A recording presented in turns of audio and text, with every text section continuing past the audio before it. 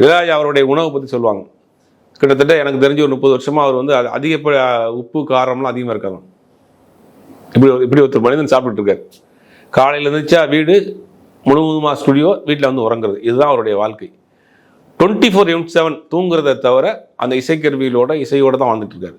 அவருக்கு வெளி உலகம் நீங்கள் நிறைய இடங்கள்ல அவர் வந்து கோவப்படுறாரு, பேசுகிறாரு அப்படின்னா அவருக்கு உலகத்தில் நடக்கக்கூடிய எந்த விஷயமே அவருக்கு தெரியாது. அப்படியே ஒரு 40 வருஷம் வாழ்ந்துட்டு இருக்காரு. காலையில் 6 மணிக்கு போய் உட்காந்து எழுத ஆரம்பிக்கிறாரு.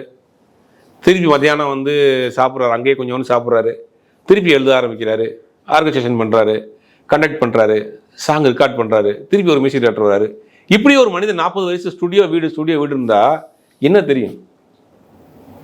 அதனால தான் வெளியில் வந்து அவர் பேசுகிறது வந்து யார்கிட்ட எப்படி பேசுறது, எப்படி ரியாக்ட் பண்ணுறதுன்னு தெரியல.